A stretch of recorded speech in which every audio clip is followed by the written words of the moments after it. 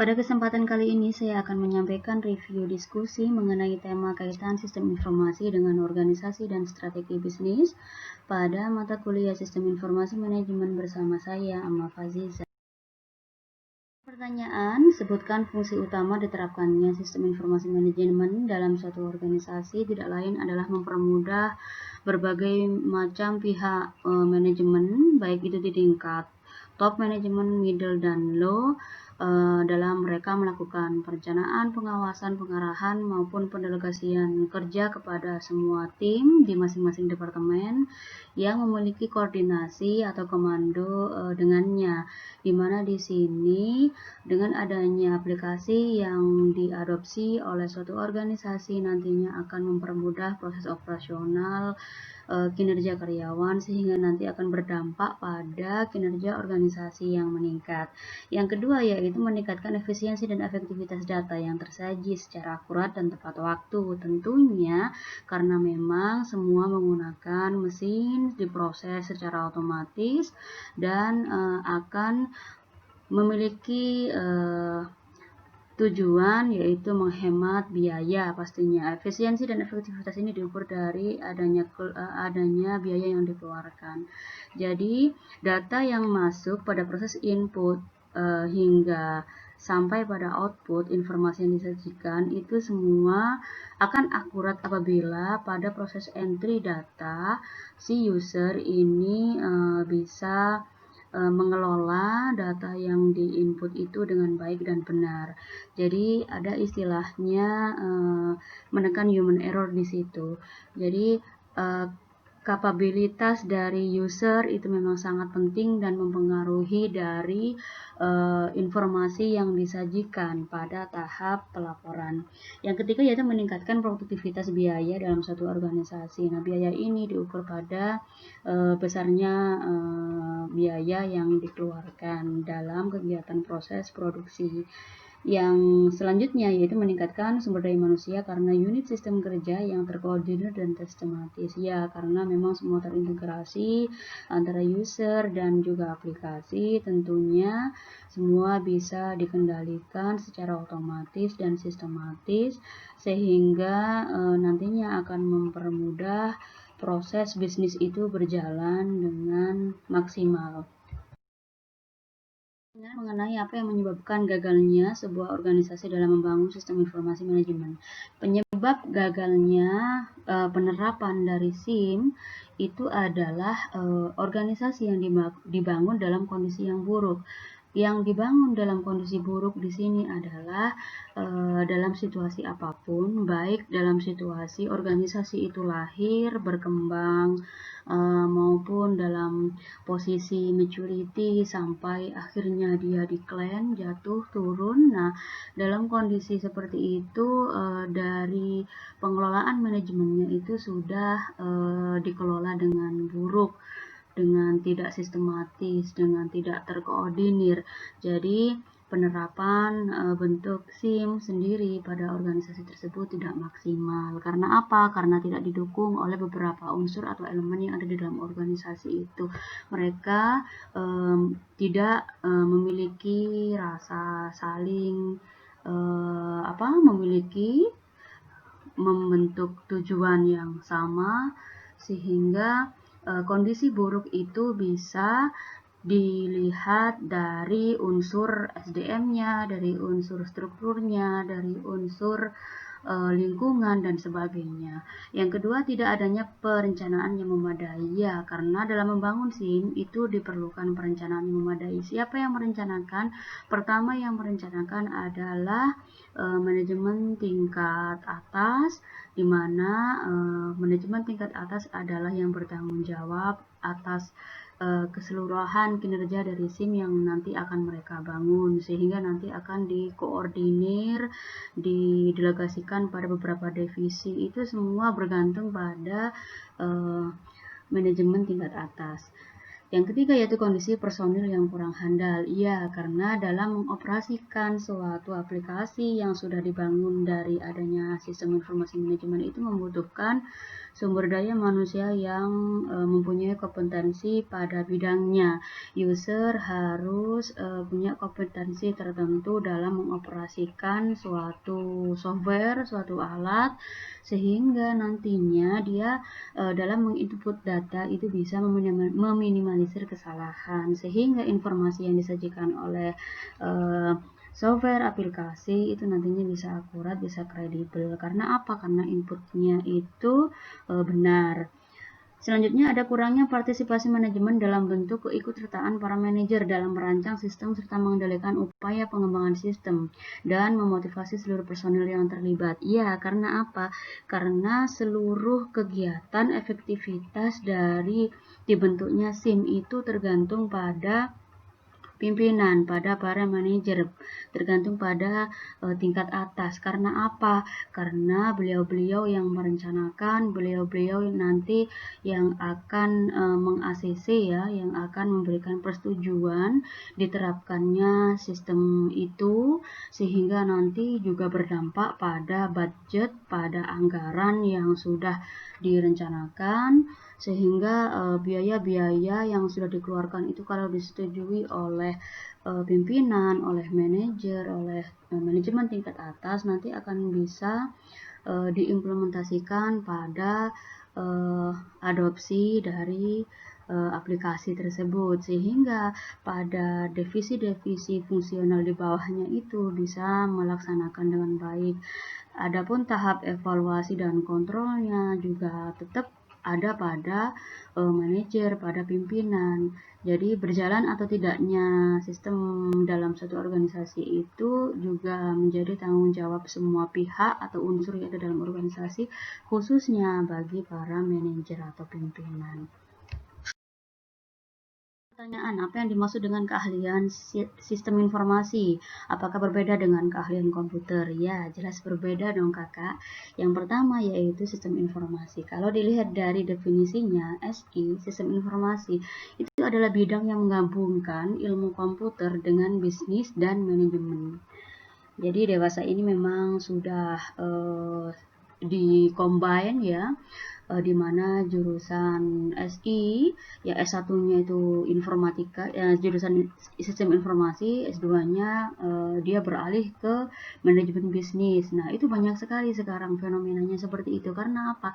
Karena memang bidang teknologi ya, keahlian pada bidang sistem informasi dan keahlian pada ekonomi bisnis itu passionnya masih tinggi, minatnya masih tinggi pada beberapa tahun ke depan. Karena apa? Karena memang sudah beralihnya bisnis tradisional ke bisnis modern, sehingga menuntut para pelaku bisnis itu bisa mengoperasikan model bisnisnya atau membuat model bisnisnya itu secara digitalisasi, sehingga dibutuhkan ilmu dari mengoperasikan komputer dan juga ilmu untuk menguasai manajemen bisnis. Nah, di jurusan ini kamu akan belajar bagaimana mengidentifikasi kebutuhan atau proses bisnis perusahaan berdasarkan data-data yang dimiliki. Kemudian dirancang sesuai dengan sistem yang ada dengan kebutuhan perusahaan. Jadi selain belajar teknik pemrograman, kamu nantinya juga dituntut untuk mempelajari proses bisnis yang ada di perusahaan. Mempelajari proses bisnis yang ada dalam perusahaan itu bentuk aplikasinya, bentuk penerapan praktiknya. Sedangkan keahlian komputer di sini adalah sebagai judgement, keahlian individu dalam menggunakan berbagai macam aplikasi komputer, dalam menggunakan berbagai macam software yang ada di komputer. Spesifik keahlian penggunaan komputer itu sendiri yaitu kemampuan mahasiswa atau kemampuan user, kemampuan seseorang untuk membuat tugas-tugas yang berhubungan dengan komputer secara spesifik dalam domain komputasi umum. Mengenai bagaimana SI bisa merubah dunia bisnis dan apakah ada hubungannya dengan globalisasi. Jika ada, berikan contoh, jika tidak, berikan alasannya. Jadi dalam sistem informasi ini pasti ya dalam implementasinya, dalam adopsinya merubah kegiatan bisnis yang ada, baik itu secara inkremental maupun secara radikal, secara perlahan-lahan maupun secara menyeluruh dengan jangka waktu yang pendek pasti. Nah, dalam dunia globalisasi seperti saat ini ya, salah satu contohnya semua organisasi ini wajib menggunakan media elektronik maupun media teknologi lainnya. Pada era 4.0 ini tentunya ya, teknologi sekarang ini sangat berkembang pesat sehingga tidak hanya pelaku usaha, pemerintah maupun stakeholder lainnya yang berada di berbagai macam bidang pendidikan dan sebagainya ini harus bisa merubah sistem operasi mereka yang tadinya tradisional manual menjadi digital.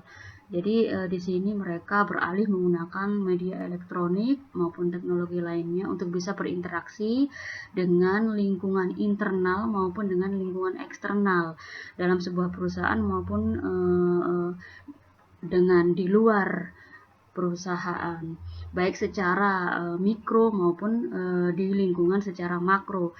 Dengan cara ini perusahaan atau organisasi sudah menjadi bagian dari bentuk perubahan ya, manajemen change-nya, manajemen perubahannya. Mereka sudah pelaku organisasi itu sudah beralih mentransformasikan dari manual ke digital karena dengan diadopsinya sebuah sistem informasi yang baru seiring dengan era yang terus berganti dan tentu juga globalisasi yang ada. Pasti ya, jawabannya adalah pasti akan merubah dan ada hubungannya dengan globalisasi, kaitannya sangat erat. Apalagi pada masa COVID-19, pandemi saat ini, banyak organisasi yang berusaha survive, bertahan untuk bisa terus hidup dengan mengadopsi teknologi, dan tidak mudah dari beberapa organisasi menerapkan hal demikian karena tidak semua organisasi bisa bertahan, seperti halnya organisasi yang bergerak pada bidang transportasi, pariwisata itu mati suri ketika waktu pandemi, apalagi dihadapkan pada peraturan pemerintah mengenai PSBB dan sebagainya. Tapi bagi organisasi yang memang sudah terlebih dahulu menerapkan manajemen perubahan dari sistem tradisional ke digital, mereka bisa melampaui masa transisi atau beradaptasi dengan menggunakan media teknologi khususnya internet dalam mereka bekerja. Mereka bisa membawa pekerjaan mereka ke rumah dengan menerapkan pola work from home dan sebagainya. Itu bisa dengan mudah beradaptasi dengan situasi demikian. Namun tidak halnya dengan beberapa organisasi yang memang berusaha bangkit, berusaha tetap survive pada kondisi tersebut. Ada pertanyaan mengenai jika SI semakin banyak mendukung kegiatan bisnis dan menghadirkan berbagai macam platform baru yang semakin canggih, apa tantangannya untuk organisasi bisnis itu sendiri? Nah, tantangannya tidak lain adalah harus selalu mengikuti perkembangan sistem informasi. Mengapa? Karena zaman sekarang bukan siapa yang menang yang mengalahkan yang lemah, tapi siapa yang kuat mengalahkan yang lambat.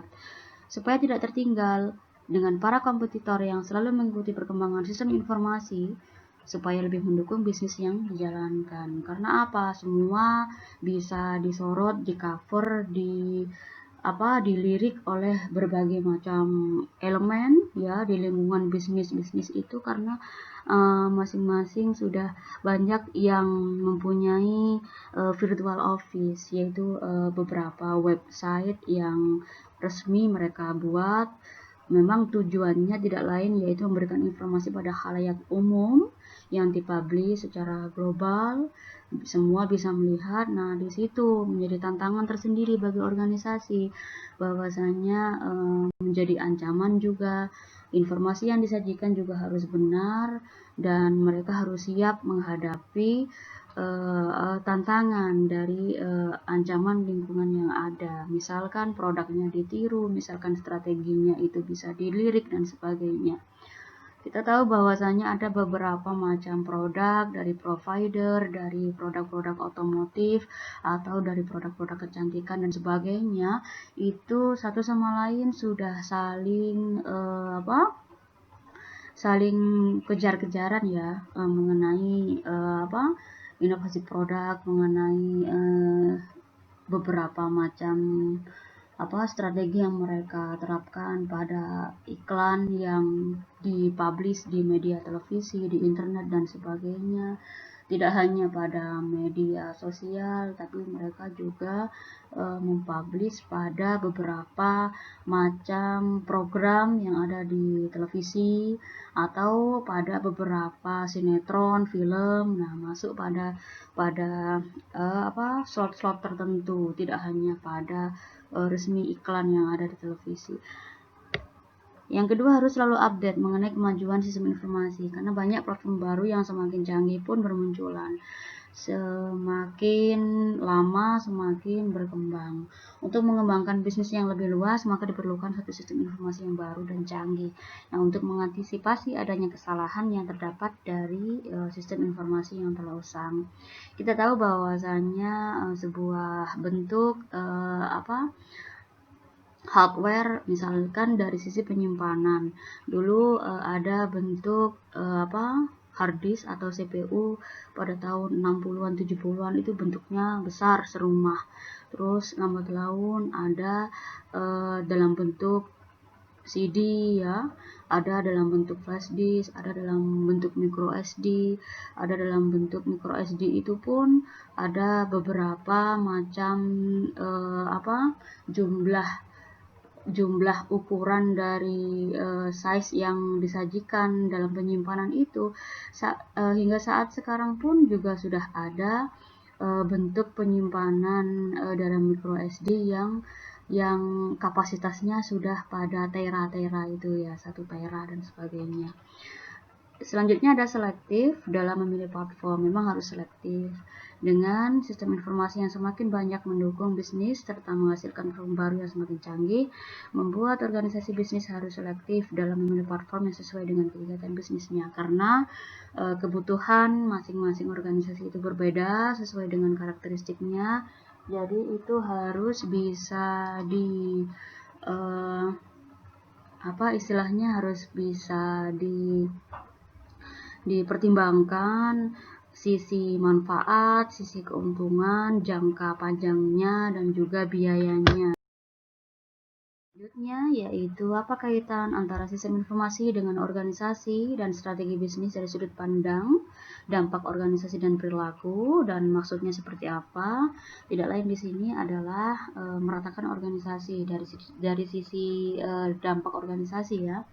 Perataan hierarki dengan memperluas distribusi informasi untuk memberikan kekuatan pada karyawan tingkat rendah dan meningkatkan efisiensi manajemen. Ini bisa dilihat dari perampingan dari struktur organisasi, misalkan dengan mengkat beberapa karyawan atau orang dengan digantikannya tool yang lain, digantikan dengan mesin atau digantikan dengan kinerja dari suatu teknologi ya, suatu bentuk aplikasi, digantikan dengan hal demikian. Yang kedua yaitu organisasi pasca industri, di mana di sini memenang semakin bergantung pada pengetahuan dan kompetensi dan tidak hanya pada posisi formal. Nah, di mana di sini juga kita tahu sangat dimaksimalkan pentingnya pengembangan knowledge management yang ada dalam organisasi untuk bisa saling mensupport, saling memotivasi, saling memberikan dukungan satu sama lain, sehingga tanggung jawab, kewajiban masing-masing karyawan atau individu yang ada dalam organisasi itu bisa dilalui dan bisa mencapai tujuan perusahaan. Selanjutnya yaitu memahami penolakan organisasi terhadap perubahan. Terdapat beberapa cara untuk memvisualisasikan penolakan organisasi yang saling berhubungan untuk membawa perubahan dengan mengubah teknologi, tugas, struktur, dan orang-orang secara bersamaan. Ya, ini kaitannya dengan manajemen perubahan. Masing-masing organisasi karena karakteristiknya berbeda, budayanya berbeda, pasti mereka menerapkan SI itu secara bertahap, ada yang secara keseluruhan, semua diganti. Nah, dewasa ini memang yang paling banyak diterapkan oleh organisasi itu adalah secara bertahap. Karena apa? Karena resikonya kecil. Kalaupun memang secara menyeluruh, resiko yang dihadapi itu juga semakin besar dan tanggung jawabnya pun juga semakin besar. Biaya yang dikeluarkan pun juga semakin besar. Karena apa? Karena kalau secara keseluruhan itu pasti nanti yang harus dipersiapkan tidak hanya biaya, namun juga sumber daya manusianya, namun juga infrastruktur yang lainnya juga harus dipersiapkan karena keseluruhan akan diganti. Nah, kalau misalkan bertahap, lambat laun ketersediaan dari SDM yang berkompeten, dari adanya dana yang terkumpul, dari adanya beberapa struktur yang diperbaiki, sistem yang diperbaiki, nanti lambat laun akan menuju proses perbaikan yang terarah, terstruktur, sesuai dengan tujuan yang direncanakan. Selanjutnya ada pertanyaan mengenai fitur-fitur apa saja yang dapat diterapkan di dalam organisasi. Nah, fitur-fitur ini menjelaskan perbedaan-perbedaan dalam organisasi yang menggunakan sistem informasi. Di antaranya yaitu apa? Tujuan organisasi itu menerapkan sistem informasi. Nah, dalam tujuan ini agar organisasi itu sukses dalam membangun dan menggunakan sistem informasi harus ditetapkan di awal perencanaan. Perlu nggak kita menggunakan aplikasi, perlu nggak kita membuat infrastruktur TI yang baik untuk mencapai tujuan. Nah, karena apa? Karena memang dalam tujuan ini berkaitan dengan biaya yang nanti harus disediakan. Selanjutnya, fitur yang lain adalah kelompok yang dilayani. Siapa kelompok yang dilayani? Apakah pada tingkatan manajemen operasional, apakah pada tingkatan manajemen tingkat menengah, apakah pada tingkatan manajemen atas? Siapa yang dilayani dan diutamakan oleh suatu organisasi dan suksesnya pembangunan? Nah, pastinya beberapa level yang ada di dalam organisasi itu semua membutuhkan. Karena apa? Karena masing-masing ini bisa diintegrasikan. Kelompok yang dilayani bisa dari sisi operasional, dari sisi manajer divisi, bisa dari sisi beberapa manajer tingkat atas, misalkan chief financial officer, misalkan chief marketing officer, misalkan chief information officer dan sebagainya. Ya, dari peran sosial, fitur peran sosial. Apa peran sosial yang harus dijalankan oleh satu organisasi atau manajer dalam suksesnya pembangunan dan penggunaan informasi yang dijalankan? Nah, peran sosial apa? Apakah mengadopsi dari aplikasi itu nantinya tetap akan bisa membentuk budaya organisasi yang baik dalam organisasi tersebut. Apakah budaya organisasinya berbeda? Nah, itu harus balance. Diterapkannya TI juga dengan adanya user yang ada sebelum dibentuknya TI itu semua harus balance. Karena apa? Karena suksesnya penerapan implementasi TI dari kegiatan evaluasi itu semua tidak lain juga berkat adanya user yang menjalankan. Aplikasi tersebut tidak bisa mengolah data hingga menghasilkan informasi secara kredibel, akurat kalau tidak ada user yang menjalankan, kalau tidak ada programmer yang membuat ya, atau yang memprogram. Kalau tidak ada database administrator yang mengatur dan mengelola semuanya, tidak akan bisa berjalan sesuai dengan tujuan. Selanjutnya, fitur-fitur ini tidak lain adalah ada gaya kepemimpinan. Seperti apa gaya kepemimpinan yang harus dilakukan oleh para manajer untuk organisasinya? Ya, harus bisa memberikan pemahaman kepada masing-masing unsur yang ada di dalam organisasi bahwasanya apa pentingnya mengadopsi atau memakai atau menggunakan aplikasi dalam kita bekerja. Pentingnya seperti apa? Nah, gaya kepemimpinan itu pun juga dipengaruhi oleh sikap pemimpin yang memang harus bisa bergaul dengan beberapa orang-orang yang ada di tingkat bawah, middle maupun operasional. Mereka merangkul, mereka tidak hanya mengevaluasi, tidak hanya mengontrol, tapi juga melayani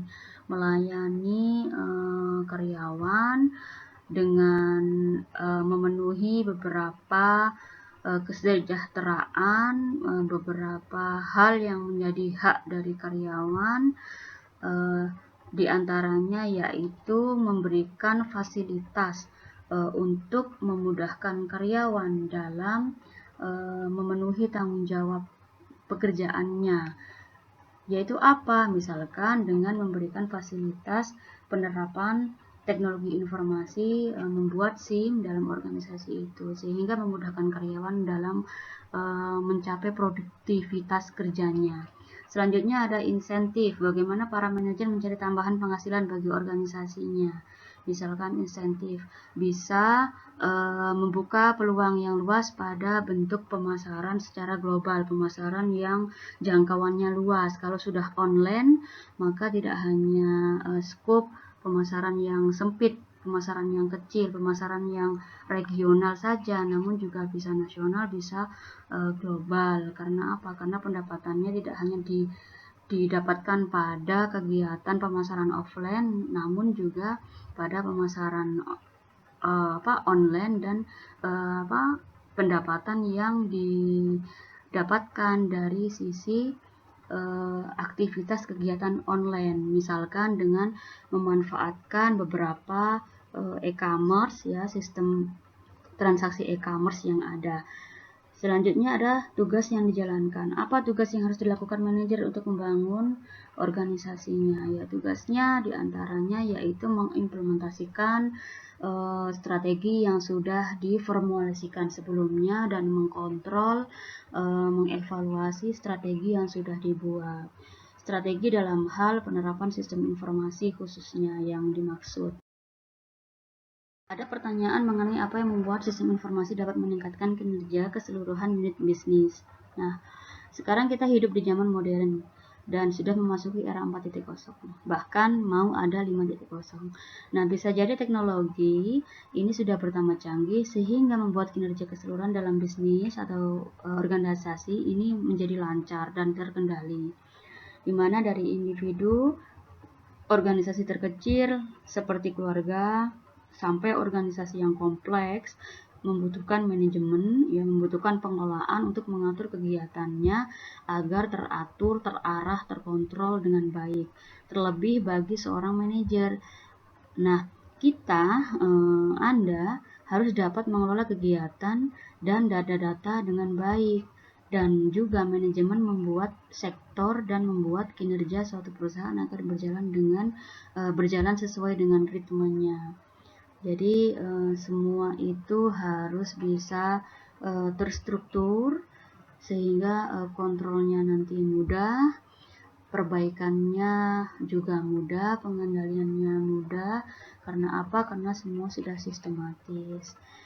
Karena SI bisa mempengaruhi produktivitas seseorang, maka kebutuhan terhadap pemenuhan informasi setiap individu pada masa sekarang itu tidak hanya pada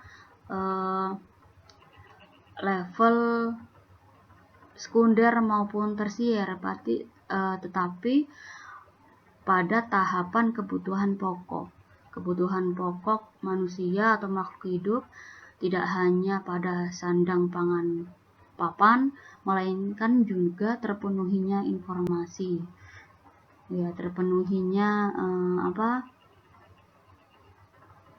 informasi berkaitan dengan pendidikan yang kita lalui, dengan kebutuhan ekonomi, dengan kebutuhan umum yang lainnya. Bahkan kita sudah merasa istilahnya tidak nyaman kalau misalkan pakai data kita habis. Nah, itu sama halnya kita makan, sama halnya kita lapar. Kalau kita lapar, kita ya harus makan. Kalau misalkan pakai data kita habis, ya kita harus segera mengisi. Nah, itu kaitannya. Kebutuhan akan informasi, kebutuhan akan mengadopsi TI, menggunakan TI atau SI, menerapkan SI, itu semua sudah menjadi hal yang pokok yang harus bisa dipenuhi masing-masing individu maupun dalam satu kelompok yang kompleks, misalnya dalam organisasi. Sekian itu yang bisa saya kaji mengenai review diskusi pada tema ini. Saya sampaikan terima kasih atas perhatiannya. Assalamualaikum warahmatullahi wabarakatuh.